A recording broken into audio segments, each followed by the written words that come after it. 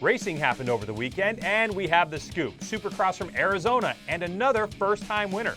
Arenacross jumps into action, and a familiar name to most got his first overall, and we talked to him. We get social and check in on a couple of stars, including the injured Weston Pike. All that and more only on the Racer X Show.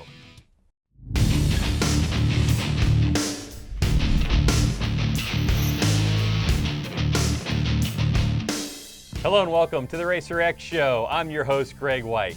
We have all that stuff we just talked about in the tease, plus a local West Virginia indoor race with an Alessi in it, and my fantasy picks from last week. So let's get going. The Racer X Show with Greg White is being presented by Acherbys, Soul and Passion. Now it's time for the Supercross segment brought to you by Acherbys. And this show, we're going to start you off with the Monster Energy Supercross 250 West Championship from Chase Field in Phoenix, where the whoops were big, the jumps were tight and technical, and the ruts, well, they were ruddy. Now the theme for Supercross is hashtag who's next, and when round two was done and dusted, we'd have another first-time winner. When we got to the main event gate, it was Red Bull KTM's Justin Hill who was the fastest of them all, with last week's winner, number 28 Troy Lee Design KTM's Jesse Nelson, second fastest. On the right side of your screen, that's called a bad gate pick and being pinched off. So the whole shot would go to number 16 Zach Osborne on the Husqvarna FC250. Real close is number 17 on the blue Yamaha, it's Cooper Webb. But this night, the whoops belonged to number 34 Troy Lee KTM's Malcolm Stewart. He ripped them up, took over the top spot, and would start to eke away from the rest of the field. But that wouldn't last long. Webb would find himself in second spot and quickly tracking down the fast starter Stewart. On the fourth lap of 15, Webb made a nice clean move to the inside of the 34, that's the lead. And that would be all the Newport, North Carolinian needed to notch his first Supercross victory. Stewart was able to hold on to second with Jesse Nelson holding that red number plate for at least one more week. Webb, Bowers, and Osborne all within three. Osborne says his arms tightened up, and it was hard to hold on with that broken thumb, no doubt. Moving on to the premier class, the 450s, where last week we saw German Ken Roczen on his RCH Soaring Eagle Jimmy John Suzuki Factory Racing RMZ take the win. But it was Eli Tomac and his Geico Honda CRF who showed the most consistent speed. But when Tomac made a mistake and went over the bars, it was over. This week, the Cortez, Colorado native was again fastest, and in what he calls his closest hometown race, and in front of 25 of his closest peeps. His fortunes would change in what would become the most memorable Supercross race of his life. With the gate down, Justin Barcia pulled a huge wheelie that hurt the Autotrader.com Toyota Yamaha team racer, but the whole shot winner Eli Tomac could have cared less what was going on behind him. Initially, number 5 Ryan Dungey on the Red Bull KTM was behind until the second quarter, where Roczen railed on by, leaving the two longtime rivals to go after each other and put on a great spectacle for the fans. But that wasn't the only race, as Dungey would fall to the clutches of Autotrader.com Toyota Yamaha's 23 Weston Pike. Pike with a couple of sweet moves. You could see the desire in his riding. To date, his best finish, a pair of fifths last season, Anaheim 3 and San Diego. They would go at it all night long. Meanwhile, up front, Roczen leading Tomac. These two would ride side by side, swapping back and forth in what Tomac described to Racer X as super fun. Going on to say, I don't know how many laps it lasted, but somewhere around the middle of the race, I ended up getting in front, making a little bit of a push there. Now, both these guys raced with respect and giving each other a lot of room. Tomac again saying, quote, I think we both kind of have the same mindset. We look towards the future and not just this one race like it's the end of the world, unquote. The roar of the crowd was deafening at times. Now back to the battle with Dungey and Pike. Pike would fade to fourth after a mistake broke his foot. More on that later. But Saturday night was all Eli Tomac with his first 450 Supercross win of his career. Davey Millsap's in a solid fifth in his return to full race action in 2 years. Anaheim 1 podium finisher Jason Anderson on the Husky, sixth. With Tomac virtually spotting Roczen a win to his 20th, Ken leads the way from Dungey by 9, 21 over Eli Tomac. How about a new segment we call Socializing, a brief look at some social media stuff that has caught our eye. We told you about Weston Pike and his foot. He said post-race that he came up short on a triple and rolled his ankle really bad and literally could not stand on it. Well, yesterday he grammed out this, quote, "Broke a bone in my foot last Saturday night in the main event. Getting a screw put in it tomorrow and hoping I'll recover in time to race this weekend." I hope he can do that as well. Pike is on the rise. And this funny one from Yoshimura Suzuki's James Stewart, who's out serving a 16-month suspension. Quote, "Refused to break my Saturday night routine. Ha ha ha. Hashtag SX on Fox." Stewart was at Anaheim 1 signing autographs. I love that he's out and available for fans. Great move. All right, so I told you last week that I'm all into this moto fantasy racing stuff, and here are my top 5 picks on the left versus the actual finishing order on the right. In 250s, I did okay. Stewart and Webb reverse, nailed it on Nelson, not shown Justin Hill 6th, got that one. In 450s, not so great, but not a disaster either. My biggest points, Millsap. I picked him 3rd, he got 5th. Now, right now, I'm ranked 4,978th. Oh boy, I really got to pick this thing up. MotoDynasty.RacerXOnline.com has it for you. You can start your picks right now. I'll probably tweet my stuff out on Saturday, so check that out. And make sure you check out Supercross Live on Fox Sports 1. It's Anaheim 2, 10 p.m. East. And hashtag Who's Next on all of your social media stuff. That's our Supercross segment presented by Acherbys. If you're a rider and you're new to pro racing and you want in Supercross, the new way to do it is through the AMSOIL Arenacross series and the Ricky Carmichael Road to Supercross. Now, the season kicked off in Cincinnati over the weekend, and a veteran racer you may recognize took the overall. To the highlights. Arenacross is bar-banging, close action done in tight spaces, with the main Arenacross class showcased each Saturday evening. Some names you've heard from the pro ranks and some from the amateur ranks, like Loretta Lynn's. Number 4, Kyle Reed, who won the head-to-head earlier in the night, was going strong until bottom of your screen gets out of shape in the whoops and blammo.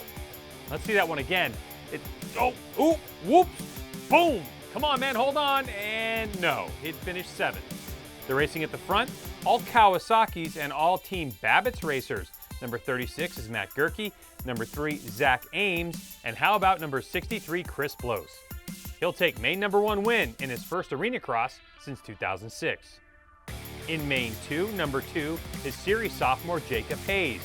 With 4-time series champ Tyler Bowers gone to Supercross, some think the North Carolina native could be the next number 1.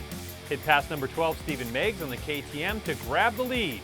And in a 6-minute, 15-lap main event, that's key. Hayes cruises home for the main 2 win, but 5th overall, with his 10th in main 1. But it's how you finish. Blose would be able to bring it home 3rd, Ames 2nd. How about that overall domination for Kawasaki? 1, 2, 3. Well, that was a heck of a kickoff to the Arenacross season, and Chris Blose, who you may have heard over the years, Supercross, outdoor motocross, he's been around a while. He's joining us right now on the Racer X Show, man. Welcome to the show. It's good to have you on here. How are you? I'm doing good. Just here in Phoenix, trying to recover and enjoy this beautiful weather besides all that back east negative.